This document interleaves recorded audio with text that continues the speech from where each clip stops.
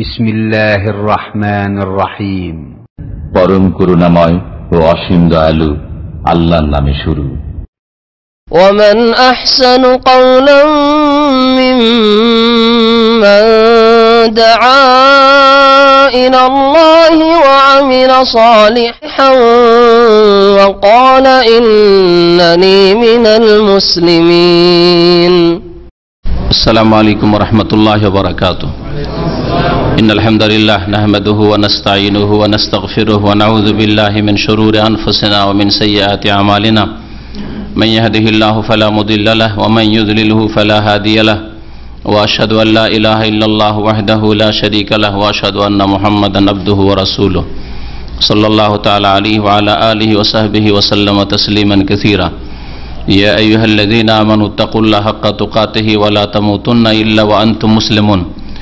يا أيها الناس اتقوا ربكم الذي خلقكم من نفس واحدة وخلق منها زوجها وبث منهما رجالا كثيرا ونساء واتقوا الله الذي تساءلون به والأرحم إن الله كان عليكم رقيبا.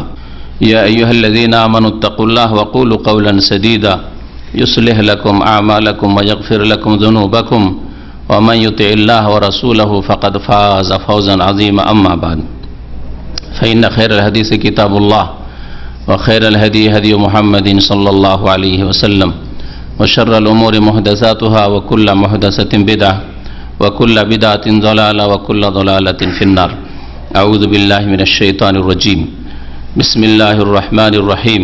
تبارك الذي نزل الفرقان على عبده ليكون للعالمين نذيرا. وقال الله تعالى في آية أخرى وقل رب أنزلني منزلا مباركا وأنت خير المنزلين. সম্মানিত ভাতৃমণ্ডলী এবং পর্দার আড়ালের মা এবং বোনেরা, আল্লাহ পাক রব্বুল আলামিনের সমস্ত প্রশংসা যে আল্লাহ পাক রব্বুল আলামিন আমাদের সকলকে সৃষ্টি করেছেন, আমাদেরকে হিদায়াত দান করেছেন, আমাদের রিজিক দান করেছেন। আল্লাহ পাক রব্বুল আলামিন এক কথায় যা কিছুই আমাদের কাছে আছে, ছিল এবং থাকবে সব কিছু আল্লাহর পক্ষ থেকে। ওমা বিকুম মিন নি'মাতিন ফামিন আল্লাহ, তোমাদের কাছে যা কিছুই রয়েছে তা আল্লাহর পক্ষ থেকে। সবকিছু আল্লাহ পাকের নিয়ামত, আল্লাহ পাকের অনুগ্রহ। সালাত এবং সালাম নাযিল হবে নবী মুহাম্মদ রাসূলুল্লাহ সাল্লাল্লাহু আলাইহি ওয়াসাল্লামের উপর, যাকে আল্লাহ পাক রব্বুল তার বিশেষ রহমতে নবী এবং রাসূল করেছেন, শ্রেষ্ঠত্ব দান করেছেন। আল্লাহ পাক রব্বুল আলামিনের এই এক বড় দান প্রিয় নবী মুহাম্মদ সাল্লাল্লাহু আলাইহি ওয়াসাল্লামের উপর এবং তার উম্মতের উপর। আল্লাহ পাক রব্বুল আলামিন মানব জীবনে বরকত দিয়েছেন। এই বরকত হাসিল করার জন্য কিছু ইবাদতগত পদ্ধতি রয়েছে, আর কিছু রয়েছে পার্থিব উপায় বা উপকরণ, মাধ্যম, যেগুলির মাধ্যমে আপনি বরকত হাসিল করার জন্য, আপনার জীবনটা বরকতময় করার জন্য, আপনার কাজ কর্ম, আপনার সব কিছুই যাতে করে বরকতপূর্ণ হয়, এর জন্য আপনি সচেষ্ট হবেন। আজকের বিষয়বস্তু হচ্ছে এই বরকত সম্পর্কে। আল্লাহ পাক রব্বুল আলামিনের যেমন নিয়ামত সবকিছুই বললাম, তার মধ্যে একটি হচ্ছে বরকত। এই বরকত, যেটি আরবি ভাষায় বারাকাহ, আমরা বাংলা ভাষায় সেটাকে বরকত বলে থাকি। এই বারাকাহ বা বরকাতুনের বহু বচন হচ্ছে বারাকাত, আমরা সেটাকে বারাকাতকে বরকত বলে থাকি। এই বরকত শব্দটি আমরা বাংলা না হলেও আরবি হলেও খুব সুন্দর করেই মোটামুটি বুঝি, যদিও শাব্দিক অর্থ অধিকাংশ মানুষই বলতে পারবো না। সংজ্ঞা যদি বলতে বলা হয় যে বরকতের সংজ্ঞা কি, বরকত কাকে বলে, তাও হয়তো এইভাবে বলতে পারবো না, কিন্তু এমনি এমন কথা বলতে পারবো যার দ্বারা আমরা বুঝিয়ে দিতে পারবো বা বুঝি যে বরকত কাকে বলে। তাহলে একজন মুসলিম তার অন্তর থেকে কামনা করে যে তার জীবনে যেন বরকত থাকে, তার প্রত্যেকটি কথায় কাজে যে আল্লাহ পাক তাকে দান করেছেন, ধন সম্পদে, জানে মালে, সবকিছুতে যেন বরকত থাকে, পরিবার পরিজন ইত্যাদি যা কিছুই তার কাছে আছে। এই বরকতের জীবন হাসিল করার জন্য বেশ কিছু উপায় রয়েছে। তার মধ্যে আজকের বিষয়বস্তু হচ্ছে শুধু ওই উপায়গুলি যেগুলি হচ্ছে ইবাদতগত উপায়, মানে যেগুলি হচ্ছে ইবাদত, আল্লাহ পাক রব্বুল আলামিনের নৈকট্য লাভের জন্য মেহনত পরিশ্রম করা। এই ইবাদত বন্দেগীর মাধ্যমে আপনার লাইফে, আপনার জীবনে, আপনার যা কিছু রয়েছে তাতে বরকত আনার চেষ্টা করা। আল্লাহ পাক রব্বুল আলামিনের নজরে এই ক্ষেত্রে নারী পুরুষ উভয়ে সমান। আল্লাহ পাক যেমন বরকতের পন্থা কেমন করে বরকত হাসিল হবে পুরুষদের জন্য খোলা রেখেছেন, তেমন নারীদের জন্য খোলা রেখেছেন। বরকতপূর্ণ জীবন ইবাদত বন্দেগীর মাধ্যমে এবং পার্থিব যে সব মাধ্যম রয়েছে সেগুলির মাধ্যমে যেমন একজন পুরুষ মানুষ বরকতপূর্ণ জীবনের জন্য সচেষ্ট হতে পারে, তেমনি একজন নারীও পারে। এটা হচ্ছে প্রতিযোগিতার ময়দান। অফি যালিকা ফালিয়াতানাফাসিল মুতানাফিসুন। আল্লাহ পাক কোরআনে কারিমে বলেছেন যে ভালো কাজের ক্ষেত্রে যারা প্রতিযোগী তারা যেন প্রতিযোগিতা করে। কোরআনে কারিমে এই বরকত শব্দটি বিভিন্ন ভাষায়, এক বচন, বহু বচন, আবার কখনো ক্রিয়া দিয়ে বিভিন্ন ক্ষেত্রে, আল্লাহ পাকের ক্ষেত্রে, আল্লাহ পাকের কিতাব কোরআন কারীমের ক্ষেত্রে, আম্বিয়া রসুলগণের ক্ষেত্রে, বিভিন্ন মোবারক স্থানের ক্ষেত্রে, মোবারক সময়ের ক্ষেত্রে, ইবাদত বন্দেগীর ক্ষেত্রে বরকত শব্দটি উল্লেখ করেছেন। এক দুটি আয়াত দিয়ে শুরু করি, যে আয়াতগুলিতে আল্লাহ পাক বরকতের কথা বলেছেন। মহান আল্লাহ ইরশাদ করেছেন সূরা ফুরকানের শুরুতেই। এরকম কোরআন কারীমের একাধিক সূরা রয়েছে যে সূরাগুলি শুরু হয়েছে বরকতের বাক্য দিয়ে বা শব্দ দিয়ে, যেমন সূরা ফুরকান, সূরাতুল মুলক। মহান আল্লাহ ইরশাদ করেছেন তাবারাকাল্লাযী নাযালাল ফুরকান, বরকতময় সেই সত্তা, সেই জাতে পাক, সেই আল্লাহ, আল্লাযী নাযালাল ফুরকান, যিনি আল ফুরকান কোরআন কারীম নাযিল করেছেন। এমন কিতাব নাযিল করেছেন যা হক এবং বাতিলের মাঝে পার্থক্যকারী, ভালো এবং মন্দের মাঝে পার্থক্য স্পষ্ট করে দিয়েছে, কোনো অস্পষ্টতা রাখেনি। এই জন্য আল কোরআনকে আল ফুরকান বলা হয়। ফারক মানে পার্থক্য, আর ফুরকান মানে পার্থক্যকারী, যে পার্থক্য করে। কোরআনে কারীমকে আল্লাহ পাক এই আয়াতে আল ফুরকান বলেছেন। বরকতময় সেই সত্তা যিনি আল ফুরকান নাযিল করেছেন তার বান্দা মুহাম্মদ সাল্লাল্লাহু আলাইহি ওয়াসাল্লামের উপর, লিয়াকুনা লিল আলামিন নাযীরা, যাতে করে তিনি মুহাম্মদ সাল্লাল্লাহু আলাইহি ওয়াসাল্লাম বিশ্ব জগতের জন্য সতর্ককারী সাব্যস্ত হতে পারেন। নবী মুহাম্মদ সাল্লাল্লাহু আলাইহি ওয়াসাল্লামকে আল্লাহ পাক রব্বুল আলামিন সারা বিশ্ব জাহানের জন্য, মানুষের জন্য, জিনের জন্য, আর বিশ্ব জাহানের সৃষ্টির লক্ষ্য উদ্দেশ্য হচ্ছে মানুষ জিন দিয়ে আল্লাহ পাকের ইবাদত বন্দেগী প্রতিষ্ঠা করা। তো আল্লাহ পাকের বান্দা মানুষ এবং জিন যাতে করে তার বন্দেগী করে, তার ইবাদত বন্দেগী করে, তার আদেশ নিষেধ মেনে চলে, তার নাজিলকৃত বিধান মোতাবেক জীবন যাপন করে, আর তাদেরকে এই মর্মে নবী মুহাম্মদ সাল্লাল্লাহু আলাইহি ওয়াসাল্লাম যাতে করে সতর্ক করে দেন, এমন কথা বলার সুযোগ কোনো মানুষ বা জিনের না থাকে বিচার দিবসে, কিয়ামতের দিনে, যে আল্লাহ আমরা তো বুঝতাম না, আমরা তো জানতাম না, আমাদেরকে তো বলা হয়নি, আমাদেরকে তো সচেতন করা হয়নি, এই কথা বলার যেন কোনো অবকাশ না থাকে। লিয়াকুনা লিল আলামিন নাযীরা। তো আল্লাহ পাক রব্বুল আলামিন এই আয়াতে তার জাতে পাককে, তার সত্তাকে বরকতময় বলে আখ্যায়িত করেছেন। তাবারাকাল্লাযী, বরকতময় সেই আল্লাহ পাক রব্বুল আলামিন। তাহলে বরকতের আধার আল্লাহ পাক রব্বুল আলামিনের জাত, সত্তা, আল্লাহ পাক রব্বুল আলামিনের সিফাত, গুণাবলী, আল্লাহ পাক রব্বুল আলামিনের বাণী, আল্লাহ পাকের কালাম, আল্লাহ পাক রব্বুল আলামিন যেসব জিনিসে, বিষয়ে, ব্যক্তিতে বরকত রেখেছেন তাই বরকতময়। আল্লাহ পাক যদি কোনো জিনিসে, কোনো বস্তুতে, কোনো বিষয়ে, কোনো স্থানে, কোনো সময়ে বরকত না রাখেন সেটা বরকতের নয়। আল্লাহ পাক রব্বুল আলামিন আসল বরকতের মালিক, তিনি মুবারক। ফাতাবারাকাল্লাহু আহসানুল খালিকিন। আল্লাহ পাক রব্বুল আলামিন বড়ই বরকতময়, যিনি সবচাইতে সুন্দর সৃষ্টি করেছেন, আহসানুল খালিকিন। আল্লাহ পাক রব্বুল আলামিন দ্বিতীয় আয়াতে সূরা মুমিনুনের আয়াত নম্বর 29 তাতে ইরশাদ করেছেন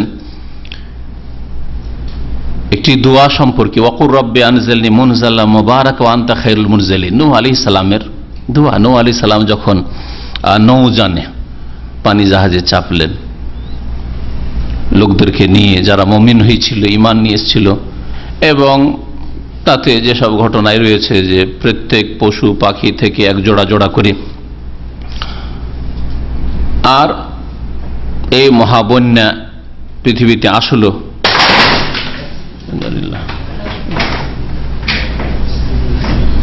কিভাবে ভেঙে পড়লো যাক, অসুবিধা নেই, ইচ্ছা করে হয়নি, ঠিক আছে। সামনে বসেন, সামনে জায়গা খালি আছে, সামনে বসেন, সামনে চলে আসেন।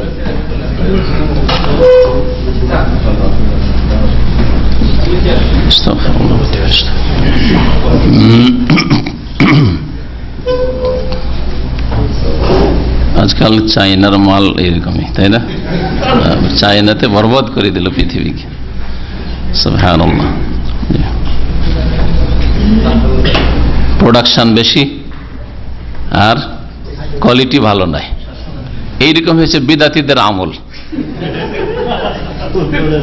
চায়নার প্রোডাকশন মাল সামান আর বিদাতিদের আমল।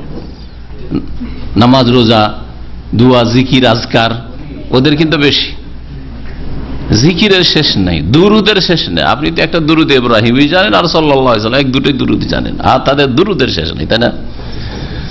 কিন্তু একটিও কবুল হয় না, কারণ সবগুলি নবী করিম সাল্লাল্লাহু আলাইহি ওয়াসাল্লামের রাস্তা ছাড়া অন্য রাস্তার, সব বিদাতিকা। কোয়ালিটি ভালো না, ডাউন কোয়ালিটি বিদাতিদের আমলের, কিন্তু কোয়ান্টিটি পরিমাণ অনেক বেশি তাদের। সারাদিনে যদি আপনাকে বলা হয় কবর আল্লাহ পাকের জিকির আজকার করেছেন, আরে সুন্নতিতে জিকির আজকার করবেন তো নেই। অধিকাংশ মানুষে যারা কোরআন সুন্নাহর অনুসারী তাদেরকে বলছি, আর বিদাতি জিকির ও সুন্নতি জিকিরের তৌফিক হয় না, কারণ নবীর রাস্তা তো ধরবে না। বিদাতি জিকির আল্লাহু আল্লাহু ইল্লাল্লাহ ইল্লাল্লাহ হু হু, এই জিকির হাজার হাজার লাখ লাখ। আর যদি কোরআন সুন্নাহর দোয়া জিকির দিয়েও করে, তবু এমন আনুষ্ঠানিকতা মজলিস বসায় যে না ১৬ লাখ হইতে হবে খতমে ইউনুস। তো এত সুন্দর দোয়াকে, কোরআনী দোয়াকে, ইউনুস আলাইহিস সালামের দোয়াকে বিদাতে পরিণত করে দিল তাদের বিদাতি তরিকার কারণে, যে ১৬ লাখ হইতে হবে, কম হলে চলবে না। এইভাবে বিদাতিদের আমল হচ্ছে মেডিয়ান চাহিদা। এটা মাঝখানে আলোচনার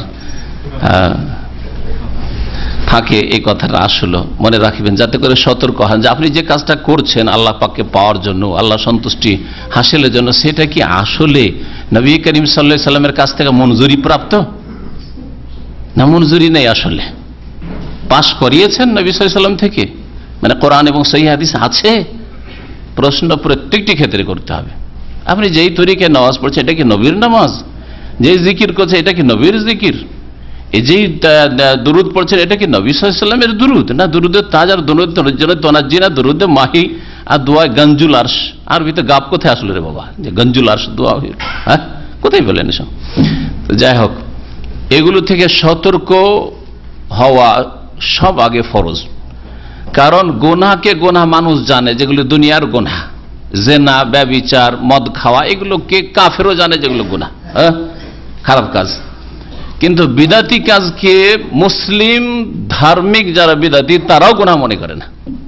কবর মাজার পূজা, পীর মুরিদের ব্যবসা, সুফিবাদ, আর যত বিদাতি জিকির, বিদাতি দুরুদ, সবগুলি ধর্মের নামে হচ্ছে, ধর্মের নামে হচ্ছে।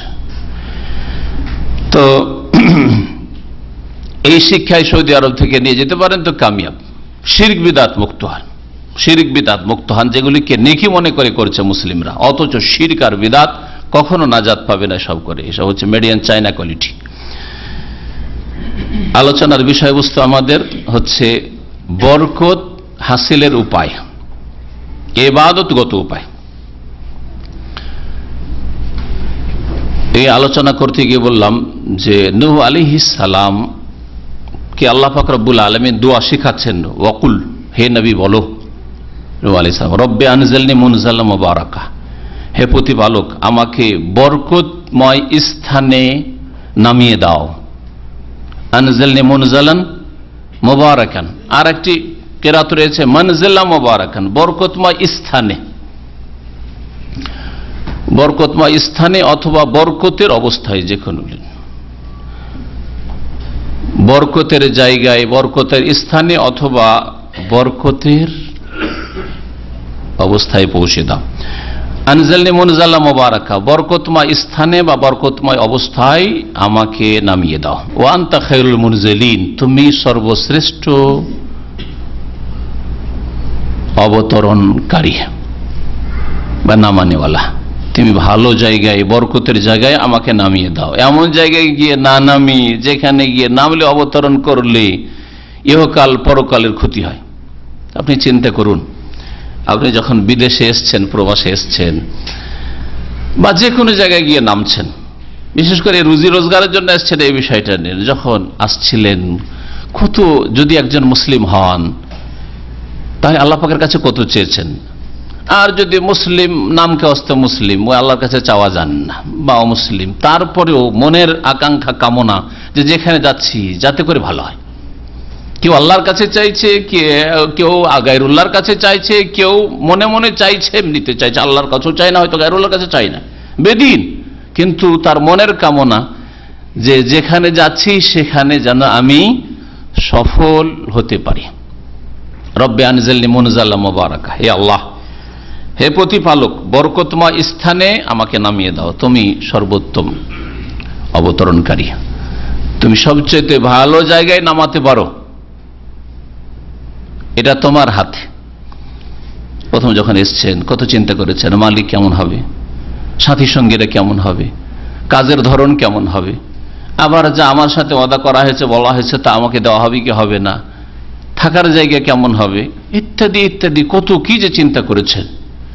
মেহনত করে কাজ করে লাভ হবে না, হবে না, কি হবে, কত যে কল্পনা জল্পনা ছিল মনে। কারণ যেখানে যাচ্ছেন সেখানে আপনার কল্যাণ হোক, এটা প্রত্যেক মানুষের কামনা। আল্লাহ পাক রব্বুল আলামিন আলাইহিস সালামকে সেই দোয়া শিখিয়েছেন, যেমন জায়গায় নামাও, নিয়ে গিয়ে শুকনো স্থানে, স্থলে, যেখানে আমার জন্য, আমার সাথী সঙ্গীদের জন্য বরকত হয়। বরকত কাকে বলে? বরকতের শাব্দিক অর্থ হচ্ছে কোনো কিছু স্থায়ী হওয়া বা কোনো কিছুর আবশ্যক হওয়া, এটা হচ্ছে শাব্দিক অর্থ, এটা একটি অর্থ। এখান থেকেই আরবরা উট যখন বসে যায় ওকে বলে বারাকাল বাইর, উটটা বসে গেছে, উট বসে গেল, দাঁড়িয়েছিল, একে বারাকা বলে। ওয়ালা ইয়াবরুক আহাদুকুম কাবরুকিল বাইর, নবী করিম সাল্লাল্লাহু আলাইহি ওয়াসাল্লাম বলছেন যে তোমরা উটের মতো করে নামাজে বসবে না, সেজদা যাওয়ার সময় উটের মতো বসবে না। এখানে বারাকা শব্দটি ব্যবহার হয়েছে বসার ক্ষেত্রে। এই একটি অর্থ যা এই হাদিস দ্বারা প্রমাণিত যে বারাকা মানে কোনো জায়গায় স্থায়ী হওয়া বা বসে যাওয়া, এসব অর্থ হয়। কোনো কিছু আবশ্যক হওয়া, থেমে যাওয়া ইত্যাদি।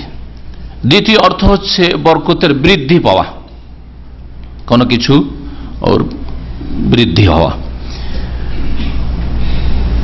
প্রসিদ্ধ ভাষাবিদ ইমাম খালিল রহমতুল্লাহ আলাইহি বলছেন, আল বারাকাতু মিনাজ জিয়াদাতি ওয়ান নামা, বরকত হচ্ছে কোনো কিছু বেড়ে যাওয়া আর কোনো কিছুর প্রবৃদ্ধি। কাউকে আপনি বরকতের কথা বললেন মানে আপনি ভালো দোয়া দিলেন। এই ক্ষেত্রে উম্মে সালাম রাদিয়াল্লাহু তাআলা আনহা নবী করিম সাল্লাল্লাহু আলাইহি সাল্লাম সম্পর্কে বলছেন যে আমার ছেলে যখন জন্ম হইল, ফাহান্নাকা ওয়া বাররাকা আলাইহি, নবী সাল্লাল্লাহু আলাইহি সাল্লাম তাহনিক করে দিলেন, মানে খেজুর চিবিয়ে মুখে দিয়ে দিলেন। এটা হচ্ছে সুন্নাত। ছোট বাচ্চা শিশুর প্রথম ভূমিষ্ঠ হওয়ার পরে একটা খেজুর চিবিয়ে মুখে দিয়ে দেন। ওয়া বাররাকা আলাইহি, এবং তাকে বরকতের দোয়া দিলেন, মানে দোয়া দিলেন বরকতের। আব্দুল্লাহ বিন আব্বাস রাদিয়াল্লাহু তাআলা আনহুমা এইরকমই কথা বলেছে, আল বারাকাতু আল কাসরাতু ফি কুল্লি খায়র, প্রত্যেক কল্যাণের কাজে বা কল্যাণের বস্তুতে আধিক্য, বেশি হওয়া,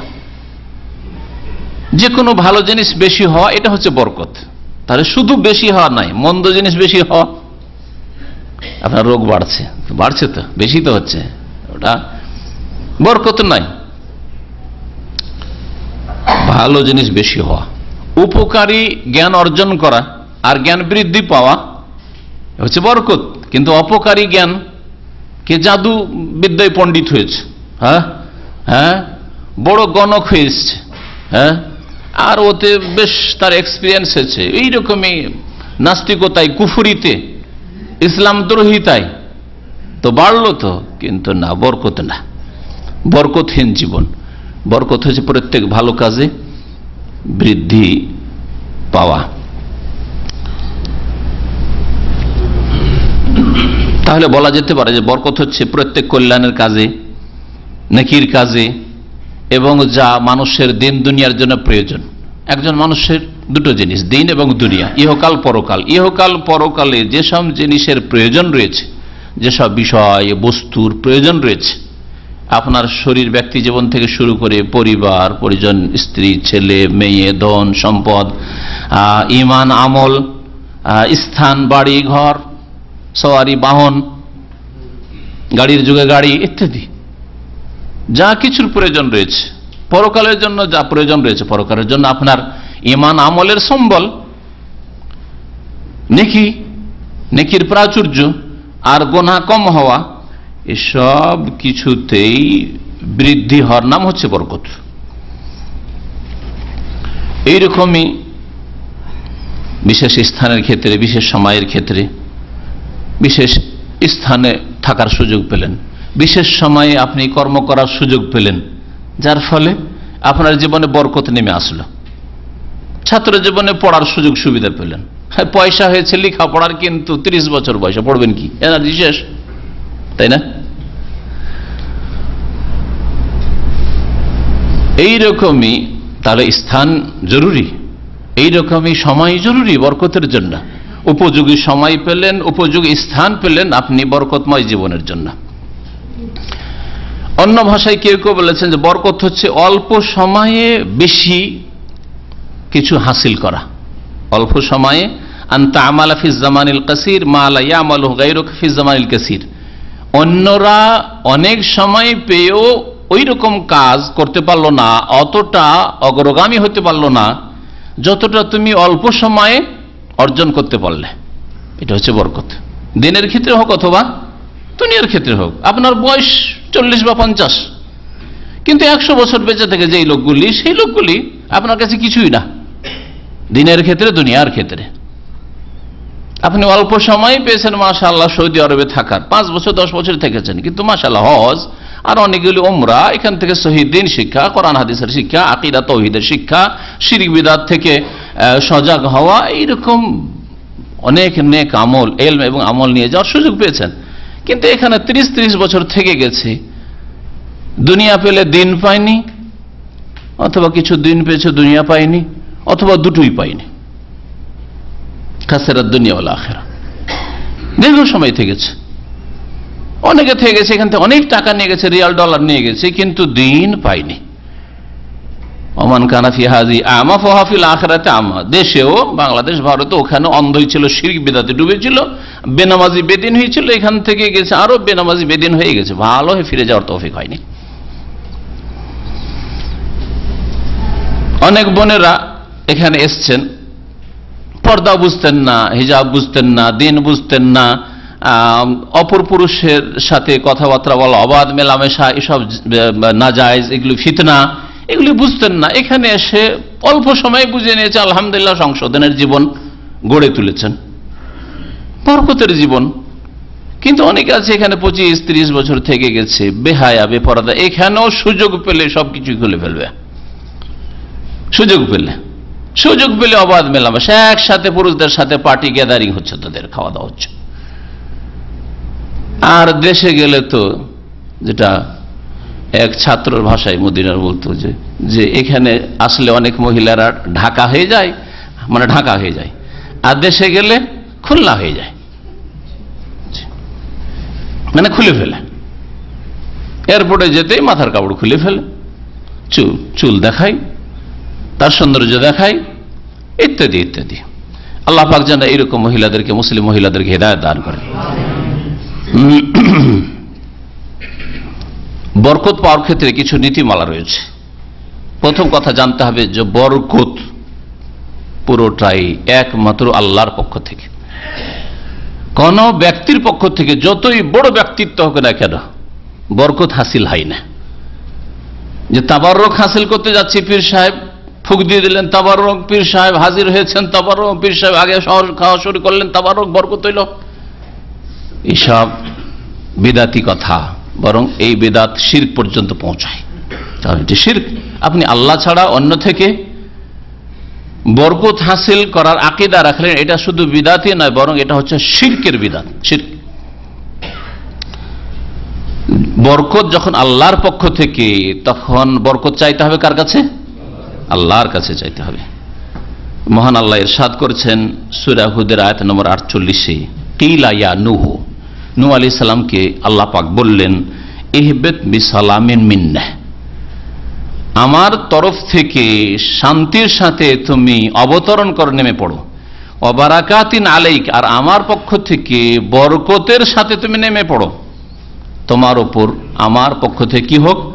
বারাকাত, বরকত নাজিল হোক।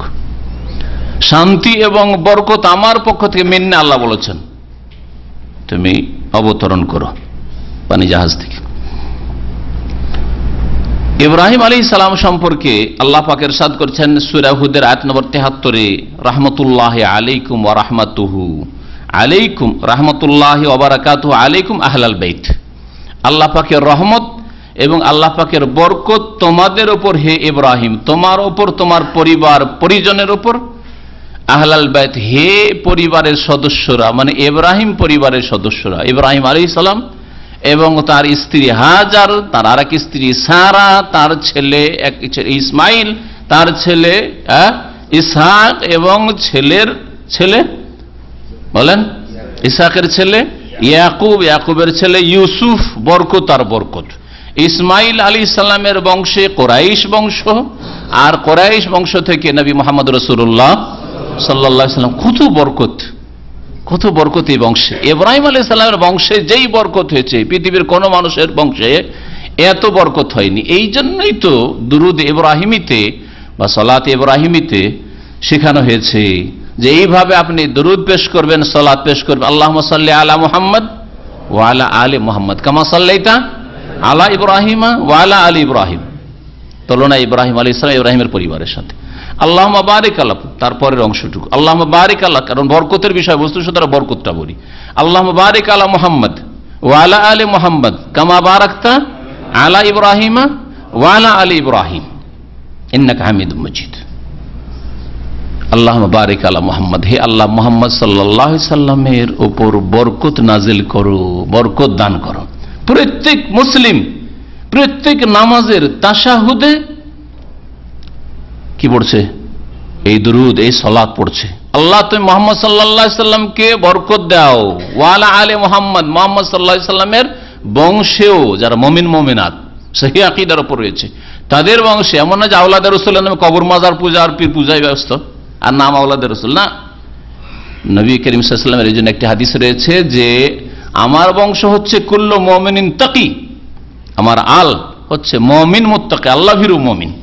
তাহলে যারা ঈমানের জায়গায় শিরক শুরু করেছে, বিদআত শুরু করেছে, তাকওয়ার জায়গায় গুনাহে ডুবে গেছে, পাপে ডুবে গেছে, অন্য রাস্তা নিয়েছে নবী করিম সাল্লাল্লাহু আলাইহি ওয়াসাল্লামের রাস্তা ছাড়া, যদিও বংশের দিক থেকে রক্তের দিক থেকে সম্পর্ক নবী করিম সাল্লাল্লাহু আলাইহি ওয়াসাল্লামের সাথে হোক না কেন, আসলে সম্পর্ক নেই এই বরকতের সাথে, তাদের জন্য বরকত নাই। আল্লাহ বারিক আলা মুহাম্মদ, হে আল্লাহ মুহাম্মদ সাল্লাল্লাহু আলাইহি ওয়াসাল্লামকে বরকত দান করো, ওয়া আলা আলি মুহাম্মদ, মুহাম্মদ সাল্লাল্লাহু আলাইহি ওয়াসাল্লামের বংশের উপর বরকত নাজিল করো, কামা বারাকতা আলা ইব্রাহিম, যেমন তুমি বরকত নাজিল করেছো ইব্রাহিম আলাইহিস সালামের উপর, আর ওয়া আলা আলি ইব্রাহিম, ইব্রাহিমের বংশের উপর। ইব্রাহিম আলাইহিস সালামের বংশে কত নবী রাসূল, ওই রকম বরকত মুহাম্মদ সাল্লাল্লাহু আলাইহি ওয়াসাল্লামের এবং তার পরিবার পরিজনে বরকত দান করো। বরকত আল্লাহর পক্ষ থেকে, যখন বরকত আল্লাহর পক্ষ থেকে, সুতরাং এই বরকত যদি আর কারো কাছে চান তাহলে এর নাম কি হবে? শিরক হবে।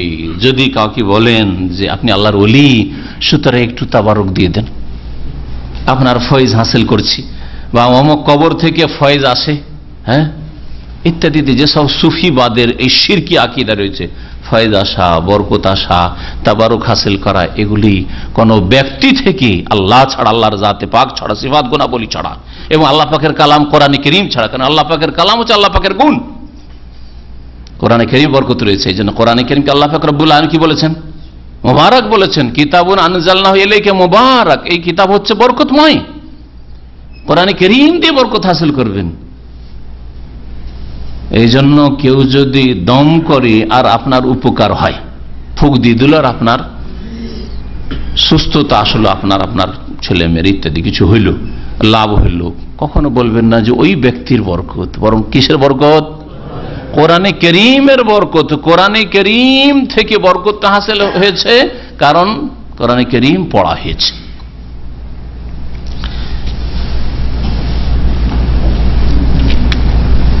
বরকত সম্পর্কে দ্বিতীয় বিষয়টি যেটা নীতিমালা জেনে রাখবেন, সেটা হচ্ছে কোন বস্তুতে বরকত হোক অথবা কথায় হোক, কাজে হোক, এই বরকতগুলি বস্তু, ব্যক্তি, কথা, কাজ বা স্থান, কাল, এগুলিতে যে বরকত রয়েছে, এগুলিতে বরকত নেই, বরং এগুলি হচ্ছে বরকতের উপায়। এগুলি হচ্ছে বরকতের সোর্স, উপায়, মাধ্যম, বরকতের কারণ। এগুলি হচ্ছে বরকতের উপায়। উপায় কখনো কাজ করে, কখনো কাজ করে না। ঠিক তেমনি যেমন ঔষধ পানি, ট্যাবলেট, ইনজেকশন ইত্যাদি, চিকিৎসা, এটা কি? এটা হচ্ছে আরোগ্যের উপায়, আরোগ্য নয়। ঔষধের মধ্যে এই ক্ষমতা কেউ বিশ্বাস করে না যে এর মধ্যে ক্ষমতা, মুসলিম হিসাবে কেউ বিশ্বাস করে না যে এর মধ্যে এই ক্ষমতা আছে যে আমাকে ওষুধে ভালো করে দেবে। ওষুধটা হচ্ছে উপায় ভালো হওয়ার। কোরআন এবং হাদিসের নির্দেশ দেওয়া হয়েছে, তাদাউ, তোমরা এলাজ করো, চিকিৎসা করো, তাই আমি চিকিৎসা করছি। আর শিফা, আরোগ্য কার পক্ষ থেকে? আল্লাহর পক্ষ থেকে, তাই না? ঠিক তেমনি বরকত মক্কাতুল মুকাররমায় রয়েছে, মসজিদে হারামে রয়েছে, বরকত মদিনা মুনাওয়ারায় রয়েছে, বরকত বাইতুল মুকাদ্দাসে রয়েছে, বরকত রমজান মাসে রয়েছে, বরকত অমুক সময়ে রয়েছে, জুমার দিনে রয়েছে, ইত্যাদি ইত্যাদি। বরকতের বহু জিনিস রয়েছে, যেগুলি আলোচনা করলে সময় অনেক লেগে যাবে। আল্লাহ পাক সুযোগ দিলে বিস্তারিত ওগুলো আলোচনা হয়তো অন্য আর একটা আলোচনায় রাখবো। এক কথায় জেনে রাখুন যে কোনো ব্যক্তি, বস্তুই অথবা স্থানে, কালে, কথায়, কাজে যে বরকত রয়েছে, এটা হচ্ছে বরকত। কেমন? এগুলি হচ্ছে বরকতের উপায়, এগুলি বরকত নাই। বরকতের মালিককে আল্লাহ পাক রব্বুল। আল্লাহ যদি মনে করেন যে এইগুলির মাধ্যমে আপনাকে বরকত দেবেন, তাহলে বরকত হাসিল হবে। আর না হলে এমন হচ্ছে যে কেউ যদি মক্কায় মরে যায়, মদিনায় মারা যায়, আর ওখানে দাফন হয় জান্নাত, যেমন বিদআতীদের কথা, তাই না? এমন কথা না। ঈমান আমলের অবস্থায় যদি মক্কা মুকাররমা, মদিনা মুনাওয়ারা থেকে, সেখান থেকে বরকত হাসিল করার যোগ্যতা তার মধ্যে ঈমান এবং নেক আমল থাকে, তাহলে জান্নাত পাবে। কিন্তু ঈমানবিহীন, আমলবিহীন, বেনামাজি, বেদিন যারা এইসব মোবারক জায়গায় বাস করে, মোবারক রমজান পেল, মোবারক মৌসুম জিলহজ মাসের 10 দিন পেল, কোন বরকত পেল না। তাই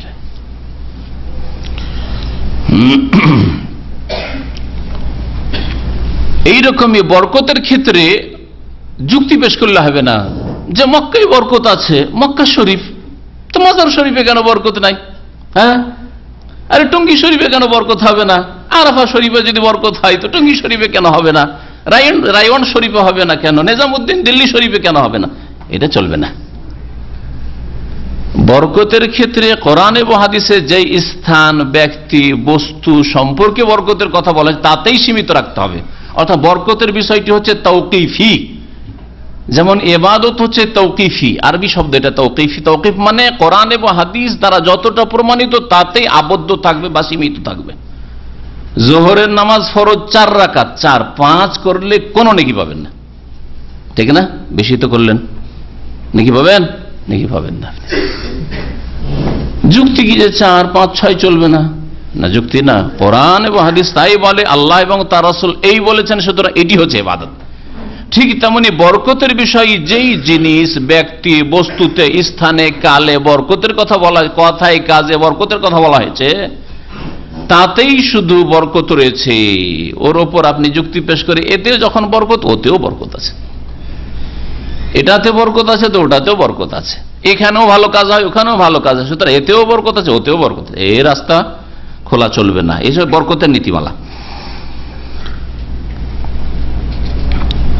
কোন ব্যক্তি বা বস্তুতে বা কোন স্থানে কালে যে আল্লাহ পাক বরকত দিয়েছেন, এটা আল্লাহ পাকের অনুগ্রহ। ওই জায়গাগুলোর বা ওই সময়ের তাতে কোন রকমের যে ক্ষমতা রয়েছে, তার মধ্যে কোনো বৈশিষ্ট্য রয়েছে, এমন কিছু নাই। কারণ এই রাস্তা খুলে দিয়ে কি হয়েছে, মদিনার মাটি কেউ নিয়ে যায়, কেউ মক্কার মাটি নিয়ে যায়, কেউ জমজম পানি দিয়ে কি করে, কাফন ধুয়ে নিয়ে যায়। এগুলি বরকত, আশা বরকতের। জমজম পানি পান করলে বরকত, তাই না? কিন্তু জমজমে আপনি কাফন ধুয়ে নিয়ে যাবেন, আর কখন মরবেন, 10 বছর 20 বছর, আল্লাহ জানে কখন যে মওত আছে, হাজিরা করে না এগুলো। মদিনার মাটি বা বিশেষ বিশেষ জায়গা আছে মদিনা, সেগুলোর মাটি নিয়ে যায়। এগুলি হচ্ছে শিরকি কাজ, শিরকি আকীদা। কারণ বরকতের বিষয়টি হচ্ছে কোরআন এবং হাদিস দ্বারা প্রমাণিত, তাতেই সীমিত থাকতে হবে, নিজের পক্ষ থেকে করলে। আর আরেকটা যেটা বললাম নীতিমালা, সেটা হচ্ছে যে এইগুলি হচ্ছে বরকতের কারণ, এগুলি হচ্ছে বরকতের কারণ এবং আল্লাহ পাকের অনুগ্রহ। তার মধ্যে যে বিশেষ কোনো বৈশিষ্ট্য আছে এই জন্য বরকত, এমন কথা নয়। আল্লাহ পাক রব্বুল আলামিন দান করেছেন বরকত, সেই জন্য বরকত। আল্লাহ পাক রব্বুল আলামিন অনুগ্রহ, আল্লাহ পাক এগুলোকে কারণ করেছেন, উপায় উপকরণ মাত্র। বরকত কিভাবে আসবে, কথা লম্বা হয়ে যাচ্ছে, আসল বিষয়ের দিকে আসি। আপনার জীবনে বরকত কি করে নেমে আসবে, আপনার জীবনটা নিয়ে চিন্তা করুন আগে এই আলোচনা শোনার।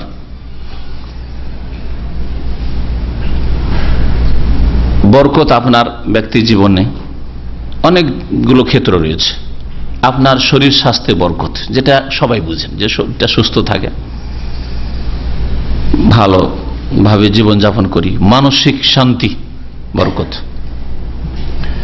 পারিপার্শ্বিক অবস্থা, যেখানে আপনি থাকছেন বরকতের জীবন, যেখানে আপনি ডিউটি করছেন, কাজ করছেন, যে স্ত্রীকে নিয়ে আপনি সংসার করছেন, যেই ছেলে মেয়েদেরকে আপনি পেয়েছেন, যেই বেতন বা ব্যবসায় যে আয় উপার্জন আসছে, ইত্যাদি ইত্যাদি। এইভাবে আপনার এইরকম আপনার সাথে সংশ্লিষ্ট অনেক কিছুর মধ্যে বরকতের প্রয়োজন রয়েছে, তাহলে আপনার শান্তির জীবন হবে। এই বরকত হাসিল করার ইবাদতগত উপায়, প্রথম উপায় হচ্ছে ঈমানকে সুন্দর করা। ঈমান শুধু খানদানি ঈমান নয়, যে বংশগতভাবে আমি মুসলিম, আমি মুমিন, বাস না।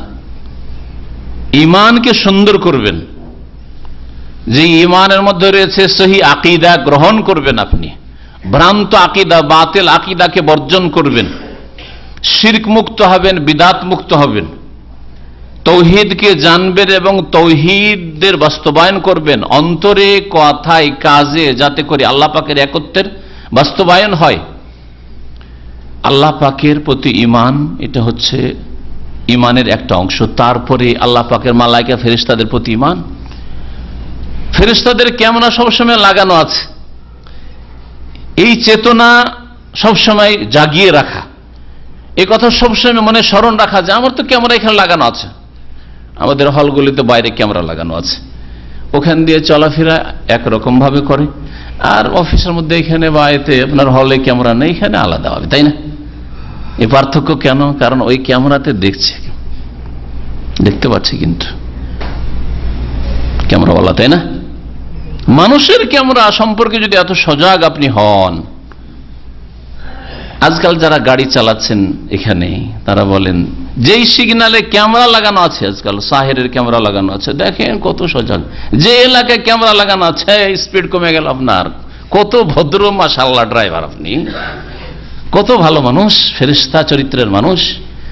আর যখন দেখলেন এই লম্বা সফরে ফিরছিলাম আমাদের ভাইদের সাথে, তো বলছে যে একটা কায়দা কানুন জেনেলেন, সেটা হচ্ছে রিয়াজ থেকে বেরিয়ে 100 কিলোমিটার, আর এইদিকে দামাম থেকে 100 কিলোমিটার, সব সাবধান, আর তার মাঝখানে ফ্রি, যত পারো। ধার্মিক নামাজি মানুষ, কোরআন হাদিস বোঝা মানুষ 160, 70, 80 চালাবেন। আপনি তো আত্মহত্যা করবেন যদি এইরকম অবস্থায় দুর্ঘটনা ঘটে। তারপরে আল্লাহর নাফরমানি করলেন, আপনি শাসকের নাফরমানি করলেন। এতগুলি রোগ আপনার মধ্যে রয়েছে, কোথায় সংশোধনের জীবন আপনার? মালায়েকাকে বিশ্বাস করবেন, ঈমান। ঈমান আপনার জীবনে যত মজবুত হবে তত বরকত নেমে আসবে।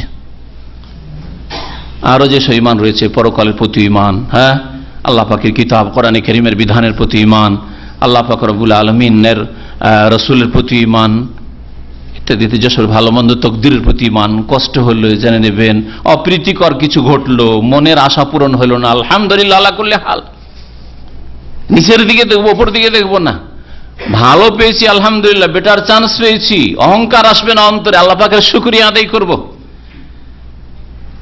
এইরকম জীবনে বরকত নেমে আসবে। ঈমানকে সুন্দর করে এক কথায় খুব সংক্ষেপে। 2 নম্বরে, আর এই দুটো বিষয়ের দলিল একটি আয়াতে রয়েছে, দুটোকে একসাথে বয়ান করছি।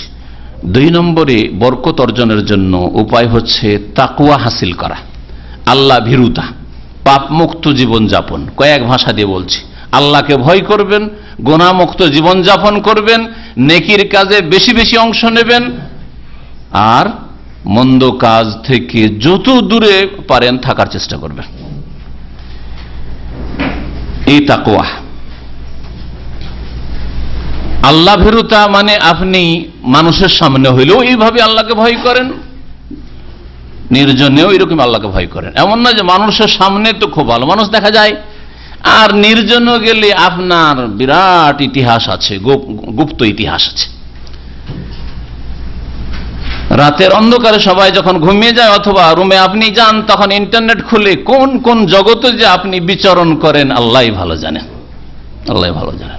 ভালো ভালো মানুষের মধ্যে এই রোগ রয়েছে, যারা নিজেদেরকে ভালো মানুষ অথবা ভালো রূপ চেহারা, নামাজ ইত্যাদি আছে, তাদের অনেকে এইরকম এই ইন্টারনেটের জগতে অথবা ফিল্মের জগতে গিয়ে লুকিয়ে অনেক কিছুই করছে। তাকওয়া কোথায়? আল্লাহকে কোথায় ভয় করলেন? মানুষের ভয়ে কিছু করেন আপনি, সামাজিকতা আছে। আর আজকাল মুসলিম সমাজে অধিকাংশ মানুষ পাপ থেকে বেঁচে থাকে সামাজিকতার কারণে। সমাজে কি বলবে? লোকের কাছে কলঙ্ক হয়ে যাবে, লোকে বলবে মদখোর সারাবে, লোকে বলবে যে লুচ্চা ছেলেটা, লোকে বলবে চরিত্রহীন। শুধু এই জন্য গোনা থেকে অনেকে বেঁচে আছে। আল্লাহর ভয়ে গোনা থেকে বেঁচে থাকার লোক হাজারে, জানি না কি যে হবে, শতকরা তো কিছু পাওয়া যাবে না। এ হচ্ছে মুসলিম বিশ্বের অবস্থা। বরকত হাসিলের উপায় হচ্ছে ঈমান এবং তাকওয়া। মহান আল্লাহ ইরশাদ করেছেন সূরা আরাফের আয়াত নম্বর 96, ওয়ালাউ আন্না আহলাল কুরআ আমানু ওয়াত্তাকাউ, যদি জনপদের লোকেরা, দেশবাসীরা ঈমান নিয়ে আসতো, ঈমানকে সুন্দর করত, ওয়াত্তাকাউ এবং তার আল্লাহ ভীরু হইতো, সংযত হইতো, পাপমুক্ত হইতো, লাফাতাহনা আলাইহিম বারাকাতিম মিনাস সামাই ওয়াল আরদ, তাহলে তাদের উপর আকাশ এবং জমিন থেকে বরকত সমূহ খুলে দিতাম। একটা বরকত না, আল্লাহ এখানে বহু বচন বলেছেন, বারাকাত, আসমানের বহু বরকত খুলে দিতাম, জমিনের বহু বরকত আল্লাহ পাক খুলে দিতেন। ওয়ালাকিন কাযযাবু, কিন্তু অধিকাংশ লোক আল্লাহর দ্বীনকে মিথ্যা মনে করেছে। এসব কথা মসজিদে হুজুরদের। ফাআখাযনাহু বিমা কানু ইয়াকসিবুন, যখন তারা মিথ্যা মনে করেছে আর আল্লাহর দ্বীন বাস্তবায়ন করেনি, ঈমান এবং তাকওয়া অবলম্বন করেনি, তখন তাদের পাপের কারণে তাদের পকড়াও করেছি। তাদের পাপের কারণে আল্লাহ পাক বলছেন পকড়াও করেছি তাদের। মহান আল্লাহ আরো ইরশাদ করেছেন সূরা তালাকের আয়াত নম্বর 2 এবং তারপর আয়াত নম্বর 4, ওয়ামাইয়াত্তাকিল্লাহ ইয়াজআল লাহু মাখরাজা, যারা আল্লাহকে ভয় করে তাদেরকে আল্লাহ পাক অবশ্যই রাস্তা দেন, তাদের জন্য আল্লাহ রাস্তা তৈরি করে দেন, রাস্তা তৈরি করে দেন। জান্নাতের রাস্তা আল্লাহ পাক তৈরি করে দেবেন, ওই রাস্তায় চলার তৌফিক দেবেন। দুনিয়ায় বরকতের রাস্তা আল্লাহ পাক খুলে দেবেন, ইয়াজআল লাহু মাখরাজ, এক্সিট আল্লাহ পাক রাস্তা খুলে দেবেন। ইরশাদ করেছেন ওমাইয়াত্তাকিল্লাহ ইয়াজআল লাহু মিন আমরি ইউসরা, যে ব্যক্তি আল্লাহকে ভয় করে তার কাজকে আল্লাহ পাক সহজ করে দেন। যেখানে যাবেন আল্লাহ পাক সহজ করে দেবেন। বিদেশে যেতে চাইছেন সহজ করে দেবেন, ব্যবসা করতে চাইছেন আল্লাহ সহজ করে দেবেন, রিলিজ চাইছেন সহজ করে দেবেন, ইত্যাদি আল্লাহ সহজ করে দেবেন। তাকওয়া যদি থাকে তো আল্লাহ পাক কাজকে মানুষের সহজ করে দেন। আর তাকওয়ার বিপরীত যদি হয় তাহলে ফাসানু ইয়াসসিরু লিল উসরা, আল্লাহ কঠিন করে দেন, কঠিন করে দেবেন। যেখানে যাবেন কঠিন।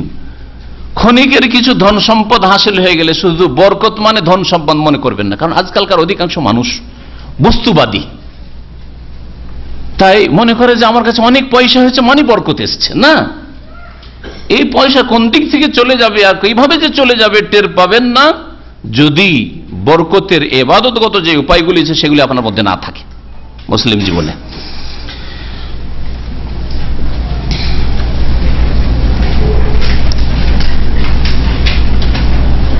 বরকত আনার জন্য ঈমান এবং তাকওয়া লাগবে। ঈমান এবং তাকওয়ার জীবনের একটা উদাহরণ পেশ করছি। ইমাম ইবনে তাইমিয়া রাহমাতুল্লাহ আলাইহির তার খাস শাগির্দ ছাত্র ইবনুল কাইয়িম রাহমাতুল্লাহ আলাইহি আল ওয়াবিলুস সাইয়্যিব প্রসিদ্ধ তার কিতাব, সেই কিতাবে লিখেছেন যে ইবনে তাইমিয়া রাহমাতুল্লাহ আলাইহির কাছে একবার ফজর পর গেলাম, ফজর পরে আমার ওস্তাদের কাছে গেলাম।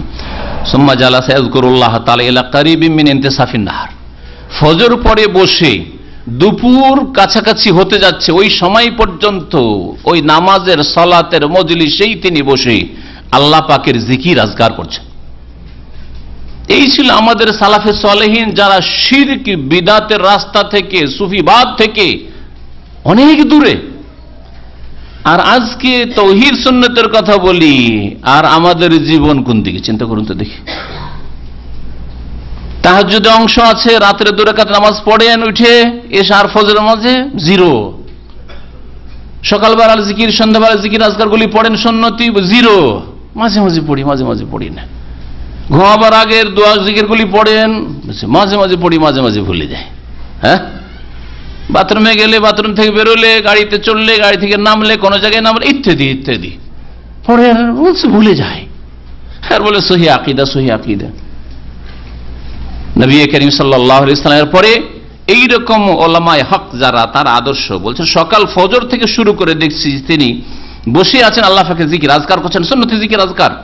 আর তারপরে বললেন উঠে যে হাযিহি গুদওয়াতি, এই হচ্ছে আমার আহার, এই হচ্ছে আমার খাদ্য আহার।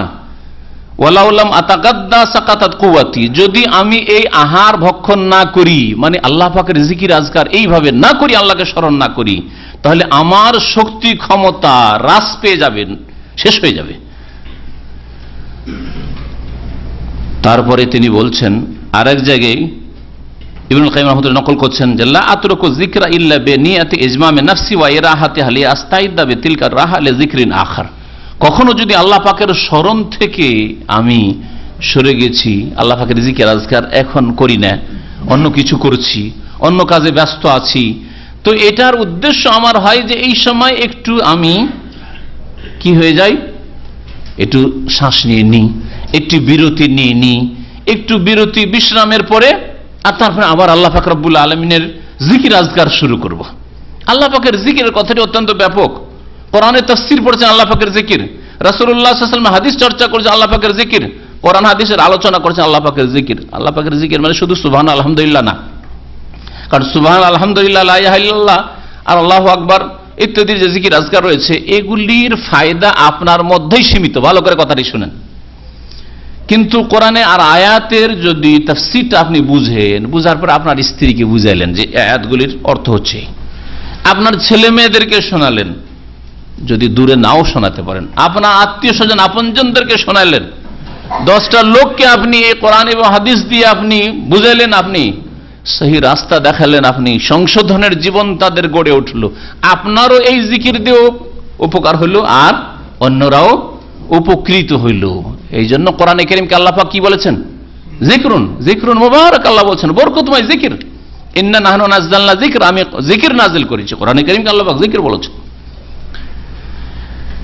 তাহলে কোরআন এবং হাদিসের কেউ চর্চা, কখনো সুবহানাল্লাহ আলহামদুলিল্লাহ তাসবিহ করছেন, আর কখনো আপনি কোরআন হাদিস চর্চা করছেন, পড়াশোনা করছেন, কখনো কোরআন হাদিসের আলোচনা শুনছেন, সবগুলি জিকির, কিন্তু যেটা বিদাতীরা বুঝে না, কোরআন সুন্নাহর অনুসারীরা বুঝে যে জিকিরের অর্থে এই ব্যাপকতা রয়েছে।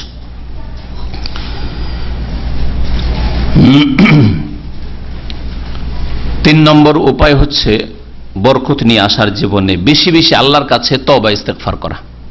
আমাদের প্রতিদিন ভুল হতে আছে, কি এমন আছে যে ভুল হয় না? ইচ্ছা করে হোক আর অনিচ্ছাকৃত ভুল হোক, বড় ভুল হোক আর ছোট ভুল হোক, কথার ভুল হোক আর কাজের ভুল হোক, হ্যাঁ, ইবাদত বন্দেগীতে ভুল ত্রুটি হোক অথবা আখলাক চরিত্রে ভুল হোক, বহু রকমের ভুল ভ্রান্তি হচ্ছে। সুতরাং বেশি বেশি আল্লাহর কাছে তওবা ইস্তেগফার করতে হবে। ওয়াতুবু ইলাল্লাহি জামিআন আইয়ুহাল মুমিনুনা লাআল্লাকুম তুফলিহুন। আল্লাহ পাক ইরশাদ করছেন যে হে মুমিনরা তোমরা সকলে আল্লাহ পাকের কাছে তওবা করো যাতে করে তোমরা সফল কাম হতে পারো, লাআল্লাকুম তুফলিহুন, সফল কাম হতে পারো। ইস্তিগফার করে আল্লাহর কাছে ক্ষমা চাইলে, বেশি বেশি আল্লাহর কাছে ক্ষমা চাইলে বরকত নেমে আসে। এই মর্মে সূরা নূহের আয়াত নম্বর 10 থেকে 12-তে মহান আল্লাহ ইরশাদ করছেন যে নূহ আলাইহিস সালাম 950 বছর যে দাওয়াত দিয়েছিলেন কওমকে, জাতিকে, বলতেন ইস্তাগফির ফাকুলতু ইস্তাগফিরু রাব্বাকুম ইন্নাহু কানা গাফফারা। দেখো আল্লাহর কাছে, তোমাদের রবের কাছে ক্ষমা প্রার্থনা করো, মাফ চাও, তিনি মার্জনাকারী। ইউরসিলিস সামা আলাইকুম মিদরারা, মুষলধার বৃষ্টি তোমাদের উপর নেমে আসবে। তওবা ইস্তিগফার করলে কি হবে? মুষলধার বৃষ্টি নেমে আসবে। ওয়ায়ুমদিদকুম বিআমওয়ালিন ওয়া বানিন, আল্লাহ পাক তোমাদের সাহায্য করবেন ধন সম্পদ দিয়ে আর জন দিয়ে, সন্তান সন্ততি দিয়ে।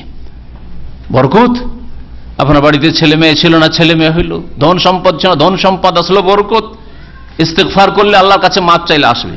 ওয়াজাল লাকুম জান্নাত, আর তোমাদেরকে আল্লাহ পাক বাগান দেবেন। আমাদের কত মানুষ যে বাগান নেই, বাড়ি থাকলে বাগান নেই। আমাদের দেশে বাড়ির পিছনে যদি একটা পুকুর থাকে আর বাগান থাকে, নারিকেল বাগান, আম বাগান, লিচু বাগান, কত সচ্ছল ব্যক্তি। বাইরে থেকে কিনে ফলও খেতে হয় না, মাছও খেতে হয় না, তাই না? এসে বরকত। এই বরকত কোত্থেকে আসবে? ইস্তিগফার, আল্লাহর কাছে ক্ষমা চাইবেন। আপনি অভ্যাস করে নেন যে ডেইলি আমি 100 বার করে কমপক্ষে ইস্তিগফার করব, আল্লাহর কাছে আস্তাগফিরুল্লাহ ওয়া আতুবু ইলাইহি পড়বো, অথবা আস্তাগফিরুল্লাহ আল্লাযী লা ইলাহা ইল্লা হুয়াল হাইয়ুল কাইয়ুম ওয়া আতুবু ইলাইহি পড়বো। একবারই পড়বো অথবা সারা দিনে পড়বো। যদি সারা দিনে ভুলে যাই তাহলে আমি অভ্যাস করে নিই যে একবারই সেরে নিলাম আর বাকি, আর তারপরে আমি অভ্যাস করার চেষ্টা করলাম যে সারাদিন যেন কন্টিনিউ, যতক্ষণ জেগে আছে আমার ইস্তিগফার তওবা যেন হতে থাকে, কথায় কাজে।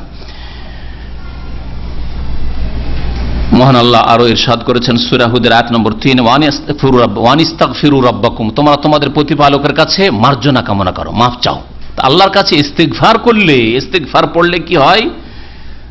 আর সুম্মা তুবু ইলাইহি, আর তার কাছে তওবা করো। ইউমাত্তিউকুম মাতান হাসানা, উত্তম সামগ্রী তোমাদেরকে আল্লাহ দেবেন। মাতান হাসানা, দুনিয়ার সমস্ত বস্তুকে মাতা বলা হয়েছে। হ্যাঁ, ইন্নামা হাযিল হায়াতুদ দুনিয়া মাতা ওয়া ইন্নাল আখিরাতা হিয়া দারুল করার, আল্লাহ পাক বলেছেন একটি আয়াতে, তাই না? দুনিয়া হচ্ছে কি? ক্ষণিকের, মানে টেম্পোরারি, ভোগের সামগ্রী।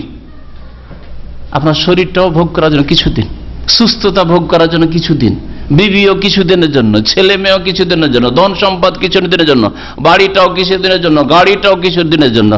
হ্যাঁ, আপনি আগে গেলেন অথবা আপনার আগে এই সব গেল, মাতা। আল্লাহ কোরআনে কি বলছেন? যে আল্লাহর কাছে যদি ইস্তিগফার আর তওবা করো তো ইউমাত্তিউকুম মাতান হাসানা, উত্তম সামগ্রী, উপায়, উপকরণ আল্লাহ দিবেন। দুনিয়ার ভোগের সামগ্রী আল্লাহ পাক উত্তম রূপে দেবেন।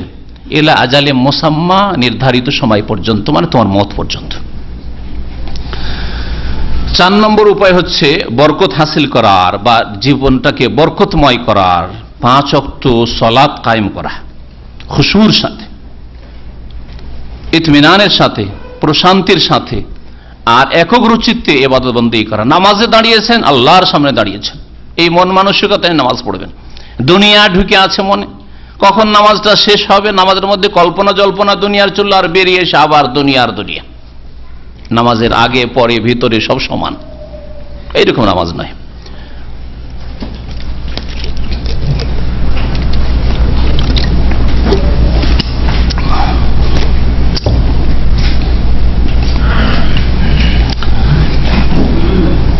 এই মর্মে একটি আয়াত পেশ করি যে বরকত হাসিলের উপায় হচ্ছে 5 ওয়াক্ত নামাজ পড়া।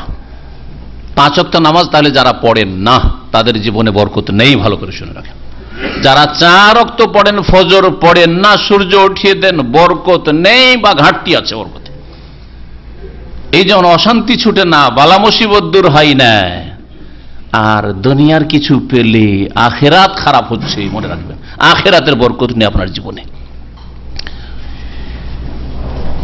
দুনিয়ার ক্ষেত্রেও যদি আপনি সূক্ষ্মভাবে দেখেন, ধাক্কা খাচ্ছেন, যেখানে সেখানে ধাক্কা খাচ্ছেন, যেখানে সেখানে ধাক্কা খাচ্ছেন, কিন্তু বুঝছেন না যে কত ফজর নষ্ট করলাম, কত আসর নষ্ট করলাম।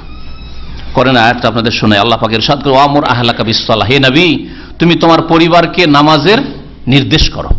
নিজে তো নামাজ পড়বেন, নিজের পরিবারকেও নামাজে নির্দেশ দিতে হবে। ওয়াস্তাবির আলাইহা, এবং এই নামাজের উপর, সালাতের উপর অটলতা অবলম্বন করো, অটল থাকো।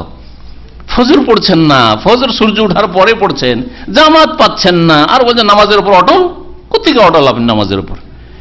লা নাসআলুকা রিজকা, তোমার কাছে হে বান্দা, তোমার কাছে আমি রিজিক চাই না যে নামাজ পড়লে আমি রিজিক পাবো আল্লাহ, বরং নাহনু নারযুকুকা, আমি আল্লাহ তোমাকে রিজিক দেব।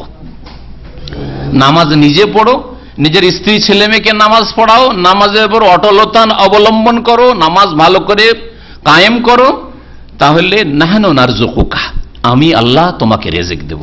ওয়াল আকিবাতু লিত্তাকওয়া, আর উত্তম পরিণাম, ভালো পরিণাম কার জন্য রয়েছে? আল্লাহ ভীরুতার জন্য, আল্লাহ ভীরু যারা তাদের জন্য রয়েছে। সূরা তাহার আয়াত নম্বর 132। প্রখ্যাত তাবি ওয়াহাব বিন মুনাব্বিহ রাহিমাহুল্লাহ তাআলা বলছেন, কানাতিল কুরাবুল ইজাম তুকশাফু আনিল আউয়ালিন বিসসালাহ, বলছে আমাদের পূর্বপুরুষ যারা সালাফে সালেহিন, সাহাবায়ে কেরাম, তাবেঈন, তাবা তাবেঈন, স্বর্ণযুগের মানুষরা বা আগের উম্মতের যারা নেক লোকেরা, আউয়ালিন, কারণ ওয়াহাব বিন মুনাব্বিহ আগের দিনের ভালো জ্ঞান রাখতেন, আহলে কিতাব ছিলেন, তারপরে ঈমান নিয়েছিলেন। তো ওয়াহাব বিন মুনাব্বিহ বলছেন যে আগের লোকেরা, মানে প্রাচীন যুগের যারা ঈমানদার লোকেরা, আর এই যুগের যারা সাহাবায়ে কেরাম, তাবেঈন, স্বর্ণযুগের তাবা তাবেঈন, এইসব মানুষরা, এদের বালা মুসিবত দূর হইতো কিসের মাধ্যমে? বিসসালাতে তুকশাফু, কানাতিল কুরাবুল ইজাম, বড় বড় বালা মুসিবত দূর হইতো তুকশাফু আনিল আউয়ালিন, প্রাচীন যুগের লোকের ওপর থেকে, বিসসালাতে, নামাজের মাধ্যমে। নামাজ পড়লে তাদের বালা মুসিবত দূর হইত। আপনি পরীক্ষা করে দেখেন, একেবারে পরীক্ষিত, যে কোনো কাজে বেরোচ্ছেন 2 রাকাত নামাজ পড়ে বেরোন। এমন কি আপনাদের বলছি ব্যক্তিগত একটা পরীক্ষার কথা, যাওয়া যাতে এই পাসপোর্ট অফিসগুলোতে সকাল 6টা থেকে লাইন 2টা পর্যন্ত থাকে অনেকে। কালকে এক ভাইকে দেখছি সকাল 6টা 7টা এসছে, বেচারা এখনো লাইনে আছে, 1:30টার সময় লাইনে আছে। আমি বিসমিল্লাহ বলে সকালবেলা 2 রাকাত নামাজ এই জন্য পড়লাম যে আল্লাহ তুমি এই লাইনটাকে আসান করো, এই কাজটাকে আসান করে দাও।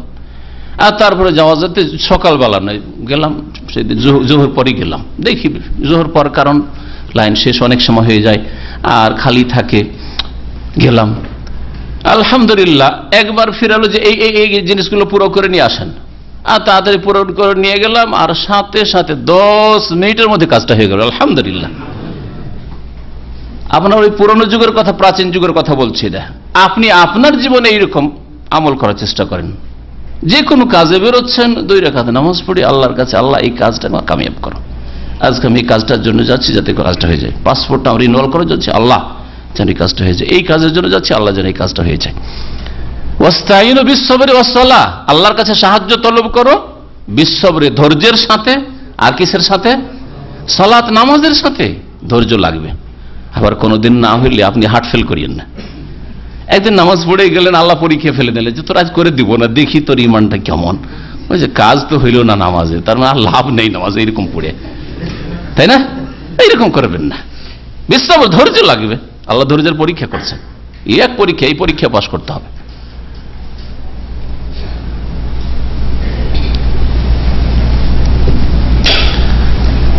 নামাজ না পড়লে বরকত চলে যায়, এই মর্মে একটি হাদিস শোনায় আপনাদের।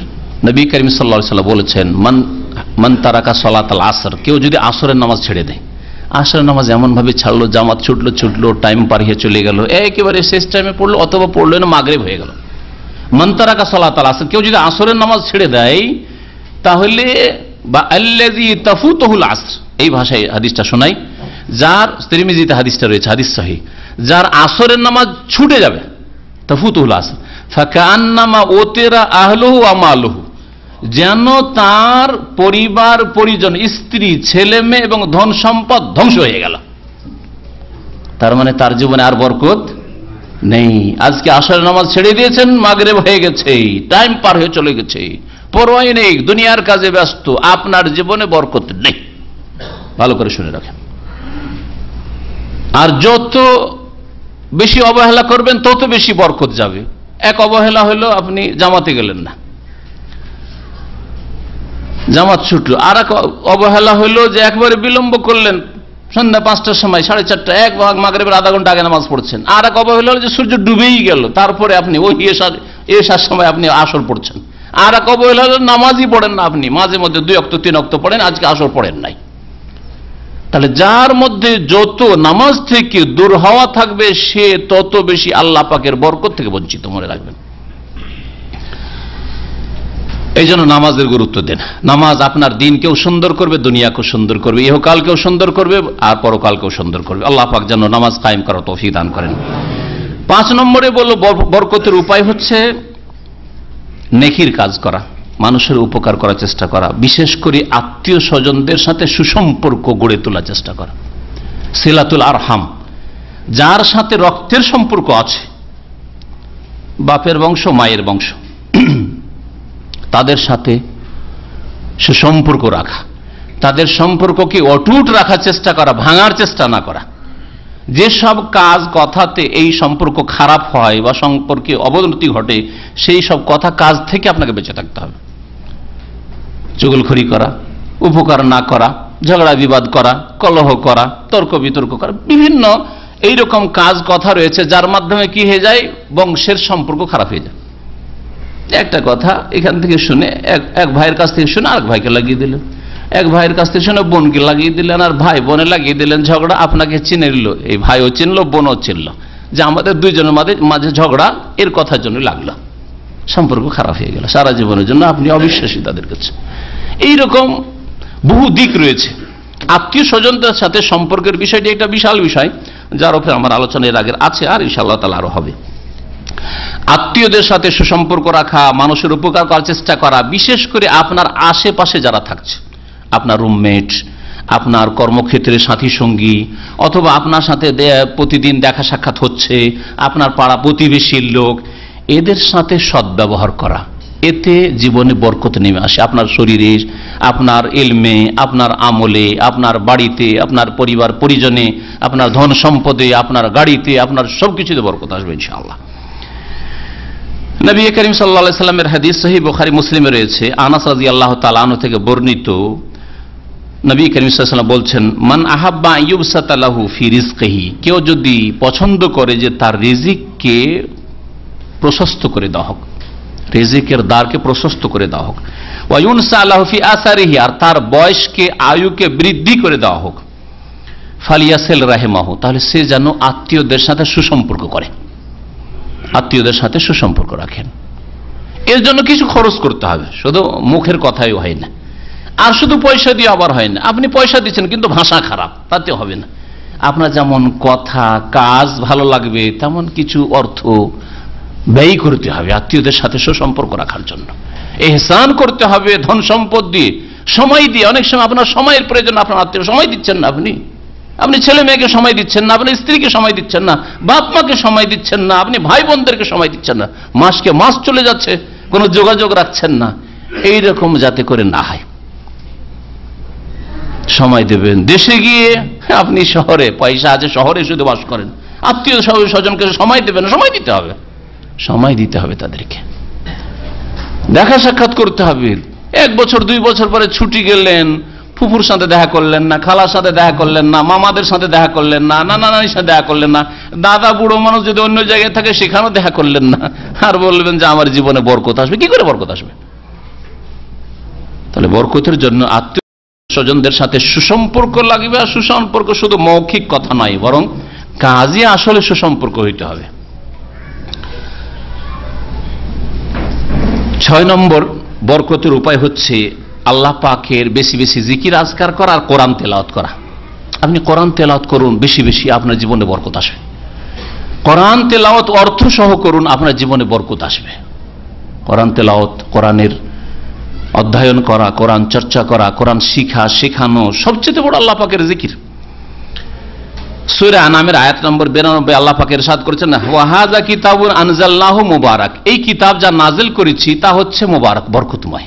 তাহলে যে কিতাব মুবারক, বরকতময় কিতাব, সেই কিতাব আপনি পড়বেন, তার অর্থ বুঝবেন, সেটা মানুষের কাছে পৌঁছাবেন, আপনার জীবনে বরকত হবে না? অবশ্যই বরকত হবে। শিখবেন, শিখাবেন, অবশ্যই বরকত হবে। মুবারক এই কিতাব, বরকত আসবে এই কিতাবের মাধ্যমে।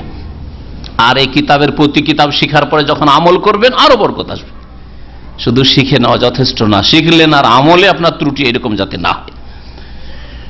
কারণ কোরআনে কারীম শিখার উদ্দেশ্য হচ্ছে কোরআনী জীবন গড়ে তোলা। কোরআনে কারীমের তিলাওয়াত, কোরআনে কারীমের শিক্ষা, কোরআনে কারীমের চর্চা করা, নিজে শিখা অথবা অন্যকে শিখানো, এতে যে বরকত আসে জীবনে, এই মর্মে একটি হাদিস বলি। সহিহ বুখারীতে রয়েছে, নবী করিম সাল্লাল্লাহু আলাইহি ওয়াসাল্লাম বলেছেন, মাজতামা কওমুন ফি বাইতিন মিন বুয়ুতিল্লাহ, কোন সম্প্রদায় যদি কোন একটা ঘরে জমা হয়, আল্লাহর যে কোনো ঘরে, মসজিদ ঘরে হোক আর এমনি কোনো হলে হোক আর বাড়িতেই হোক, যে কোনো ঘরে যদি একত্রিত হয়, ইয়াতলুনা কিতাব আল্লাহ, আর আল্লাহর কিতাব যদি তারা তেলাওয়াত করে, পাঠ করে, ওয়া ইয়াতাদারাসুনাহু বাইনাহুম, আর একজন অপরজনকে শিখায়। আর শব্দের শিক্ষা যথেষ্ট না, এটা হচ্ছে প্রাথমিক স্টেজ। শুধু কোরআনটা শিখিয়ে দিলেন তাজবিদ, আর মনে করলেন কোরআনটা মুখস্থ করিয়ে দিলেন দুই একটা সূরা, আর মনে করলেন বিশাল কাজ করে দিলেন, না, এটা তো প্রথম কাজ করলেন আপনি। কোরআনের অর্থ বুঝতে হবে যে আল্লাহ কি সম্বোধন করছেন আপনাকে। ইয়াতলুনা কিতাব ওয়া ইয়াতাদারাসুন, এই জন্য শিক্ষা অর্জন করছে কোরআনে কারীমের তেলাওয়াতের পরে বলা হয়েছে। তাহলে কি হবে? তাহলে কোরআন শিখেন, শিখান, অর্থ বুঝেন, বুঝান এবং আমল সংশোধনের চেষ্টা করেন। এইরকম জীবন যদি তৈরি করেন তাহলে ওই মজলিসে কি হয়, তার একটি মজলিস হচ্ছে আজকের এই মজলিস ইনশাআল্লাহ। ইল্লা নাযালাত আলাইহিমুস সাকিনাহ, আল্লাহর পক্ষ থেকে প্রশান্তি নাজিল হয়। ওয়া হাফফাতুমুল মালায়েকা, রহমতের ফেরেশতারা ঘিরে নেন, ডেকে নেন। ওয়া গাশিয়াতুমুর রাহমা, আর আল্লাহ পাকের পক্ষ থেকে রহমত তাদেরকে ঢেকে ফেলে। ওয়া যাকারাহুমুল্লাহু ফী মান ইনদা, আর এদের কথা যারা কোরআন শিখে শিখায়, আল্লাহর দ্বীনের কথা শিখে শিখায়, তাদের কথা আল্লাহ পাক তার আশেপাশে যে ফেরেশতার আরশ আজিমের কাছে রয়েছে তাদের সামনে আলোচনা করেন, নাম ধরে ধরে আলোচনা করেন। সুবহানাল্লাহ, আল্লাহ পাকের কাছে আলোচনা হয়। সহিহ বুখারীতে আরেকটি হাদিস এর চেয়ে লম্বা রয়েছে, সময়ের স্বল্পতার জন্য ছেড়ে দিচ্ছি। তাতে রয়েছে আল্লাহ পাক জিজ্ঞাসা করেন যে এরা কি চায়, এরা কি জন্য এসছে, এরা কি জান্নাত দেখেছে, এরা কি জাহান্নাম দেখেছে, এরা কি আমাকে দেখেছে, কেন আমাকে ভয় করে, কেন জান্নাত জাহান্নামকে ভয় করে, জান্নাত কেন চাই ইত্যাদি।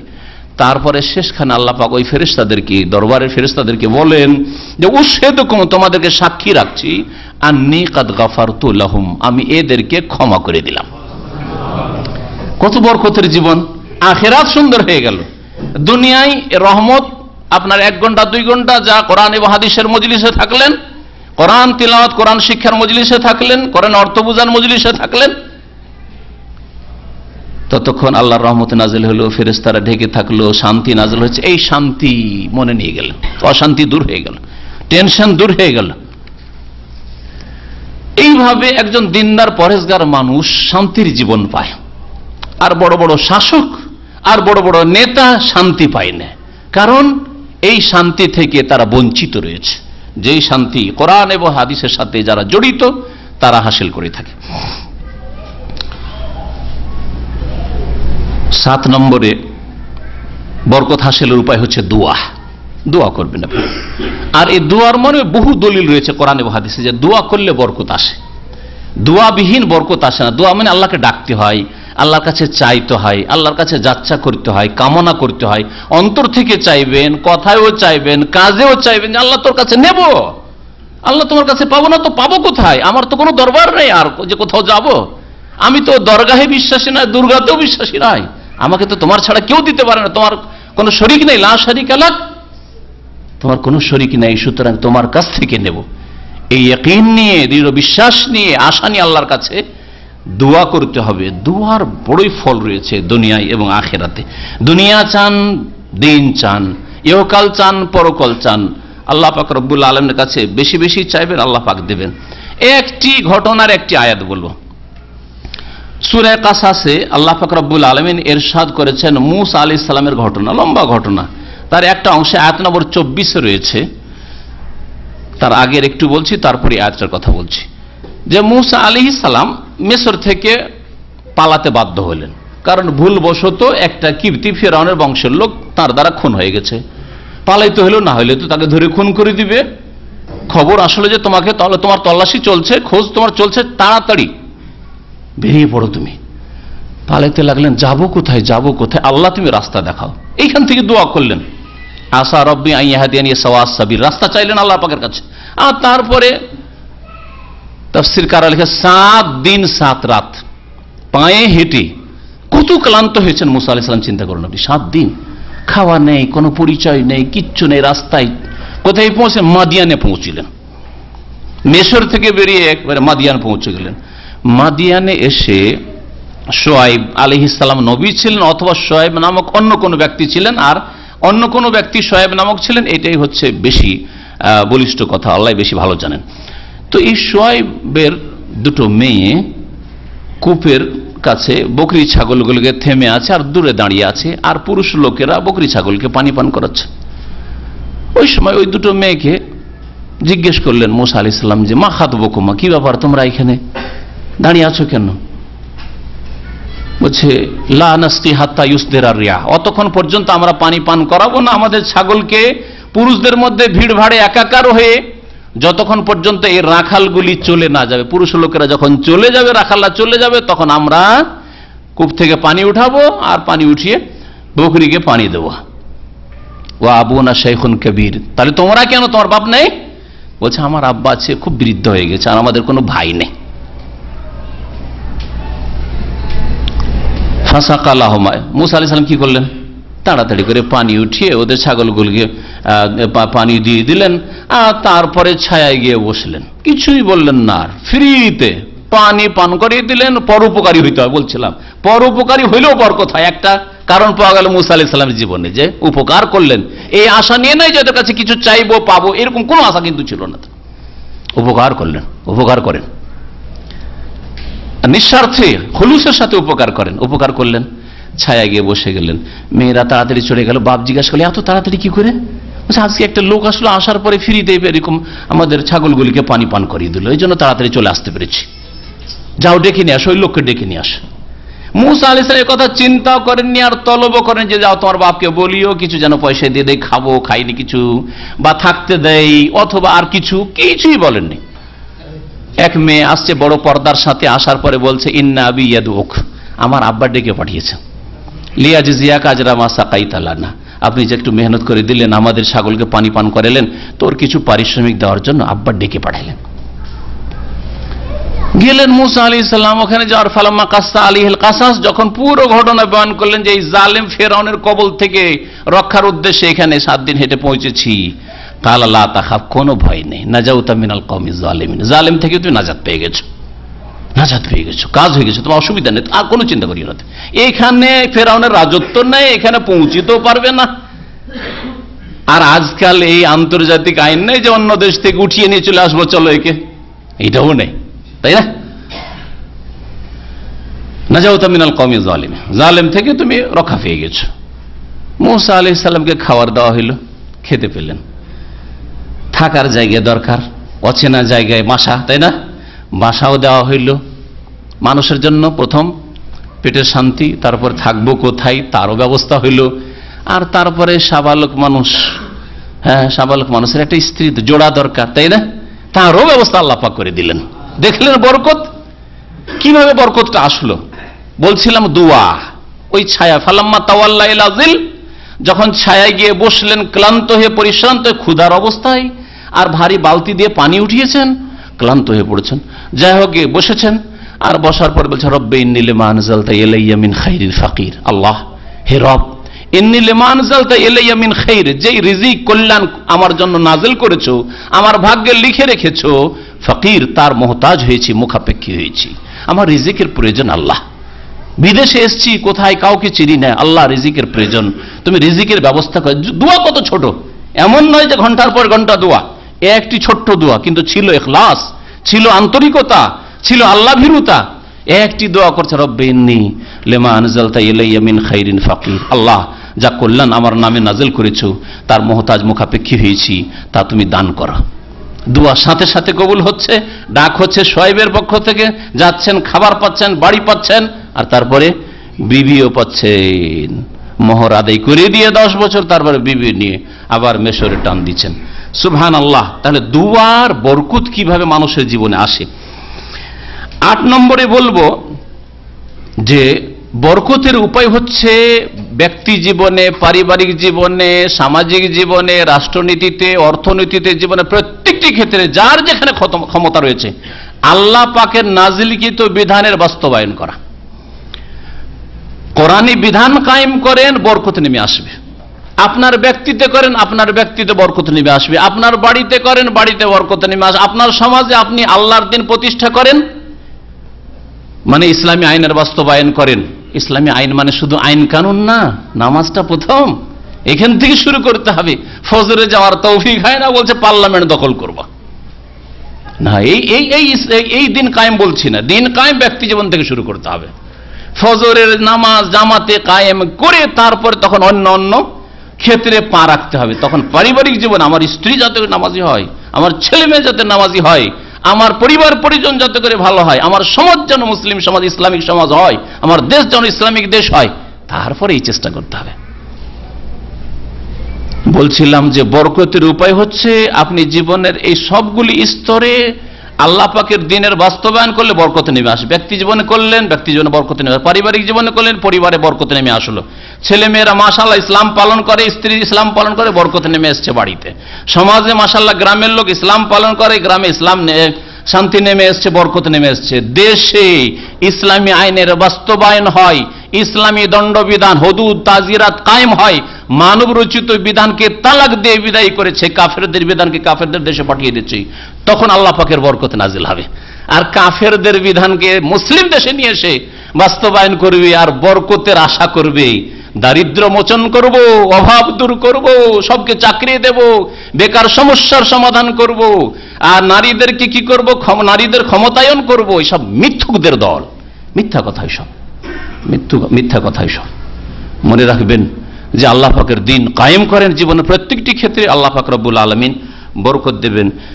এছাড়াও বরকতের বিভিন্ন উপায় রয়েছে, ইবাদতগত উপায়। আজকে এই 8টি উপায় আপনাদের সামনে আমি পেশ করলাম। এই যে শেষ বিষয়টি বললাম যে আপনি আল্লাহর দ্বীন যদি কায়েম করেন, কোরআন এবং হাদিসের বিধান যদি কায়েম করেন, তাহলে বরকত নেমে আসবে আপনার জীবনে। এই মর্মে একটি আয়াত শোনাই, সূরা মায়েদার আয়াত নম্বর 66। ওয়ালাউ আন্নাহুম আকামুত তাওরাতা ওয়াল ইনজিলা ওয়া মা উনজিলা ইলাইহিম মির রাব্বিহিম। আল্লাহ পাক বলছেন তারা যদি তাওরাত কায়েম করত। ইহুদি নাসারাদের সম্পর্কে আল্লাহ বলছেন, মূসা আলাইহিস সালাম অনুসারী, ঈসা আলাইহিস সালাম অনুসারী, তাদেরকে বলছেন যে আর ইহুদি থাকিও না, আর নাসারা খ্রিস্টান থাকিও না। এখন তাওরাতের মৌলিক বিষয়গুলি রয়েছে, কায়েম করো। তাওহীদ, আখিরাত, পরকাল, এগুলি দ্বীন ইসলামে রয়েছে। 3টি বিষয়ের কথা আল্লাহ এই আয়াতে উল্লেখ করেছেন। বলে ইনজিল, ইনজিল যদি কায়েম করে, ইনজিলে যে অবিকৃত ইনজিলে আল্লাহ প্রদত্ত বিধান রয়েছে সেটা যদি কায়েম করত, বিকৃত বাইবেলে নয়। ওয়ামা উনজিলা ইলাইহিম মির রাব্বিহিম, আর তাদের রবের পক্ষ থেকে যা নাজিল করা হয়েছে অর্থাৎ আল কোরআনুল কারীম। তাহলে তাওরাত, ইনজিল আর কোরআনে কারীমের বিধান যদি বাস্তবায়ন করে, তার মানে মুমিন মুসলিম হয়, যেই দ্বীন ইসলাম, যে আল কোরআন সারা বিশ্বের সমস্ত মানুষের জন্য এসেছে। তাহলে কোরআনী বিধান যদি বাস্তবায়ন করেন, আল্লাহ কি বলছেন, লা আকালু মিন ফাওকিহিম, তাহলে তারা উপর থেকেও খেতে পাবে, উপর থেকে খাবার পড়বে। আল্লাহ পাকের বলছেন উপর থেকে খেতে পাবে। ওমিন তাহতি আরজুলিহিম, আর নিচে থেকেও খেতে পাবে। উপর থেকেও নাজিল হবে, নিচে থেকে উঠবে, খেতে পাবে। আল্লাহ পাক রব্বুল আলামিন যেন আমাদেরকে নিজের জীবনে বরকত নিয়ে আসার তৌফিক দান করেন, বরকত নিয়ে আসার জন্য মেহনতি, পরিশ্রমী, ইবাদত গুজার হওয়ার জন্য তৌফিক দান করেন, সৎকর্মশীল হওয়ার জন্য তৌফিক দান করেন। আল্লাহ পাক রব্বুল আলামিন আমাদের যেন গুনাহ খাতা মাফ করে দেন, ভুল ত্রুটি মাফ করে দেন। অতীতে যা হয়েছে আল্লাহ পাক যেন আমাদের ক্ষমা করে দেন এবং আগামী জীবনটা যেন সুন্দর করার তৌফিক দান করেন। যেমন গত 1 বছর শেষ হয়ে গেল, আবার নতুন বছর শুরু হতে যাচ্ছে। আল্লাহ পাক এই নতুন বছরে আমাদেরকে যেন নেকির খাতা খোলার তৌফিক দান করেন, গুনার খাতা বন্ধ করার আল্লাহ পাক যেন তৌফিক দান করেন।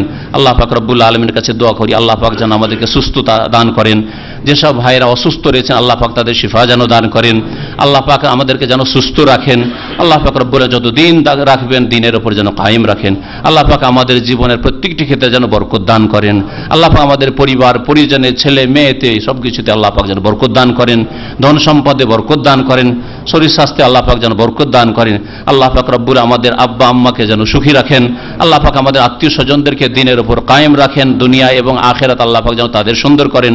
আল্লাহ পাক রব্বুল আলমিনের কাছে দোয়া করি, আল্লাহ পাক রব্বুল মুসলিমদের বালা মুসিবত যেন দূর করে দেন। মুসলিম দেশ থেকে আল্লাহ পাক যেন বালা মুসিবত আল্লাহ পাক দূর করে দেন। মুসলিমদেরকে আল্লাহ পাকের দিনের দিকে পুরোপুরি ফিরে আসার যেন তৌফিক দান করেন। মুসলিম শাসকদেরকে আল্লাহ পাকের দিনের দিকে ফিরে আসার যেন তৌফিক দান করেন। সুবহান রাব্বিকা রাব্বিল ইজ্জাতি আম্মা ইয়াসিফুন ওয়া সালামুন আলাল মুরসালিন আলহামদুলিল্লাহি রাব্বিল আলামিন।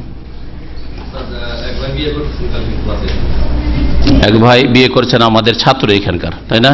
দোয়া চেয়েছেন, আল্লাহ পাক যেন বরকত দান, বারাকাল্লাহু লাহু ওয়া বারাকা আলাইহি ওয়া জামা বাইনাহুমা ফি খাইর। নবী করিম সাল্লাল্লাহু আলাইহি ওয়াসাল্লামের দোয়া, কেউ যদি বিয়ে করে বা এরকম, তো তাকে দোয়া দেয় আল্লাহ যেন বরকত দান করে, তাতে তার পরিবারে বরকত দান করে এবং তাদেরকে আল্লাহ পাক দাম্পত্য জীবন যেন সুখী করেন। আল্লাহ পাক এরকমই সকল ভাইকে যেন সুখী করেন, সকল বোনদেরকে যেন সুখী করেন।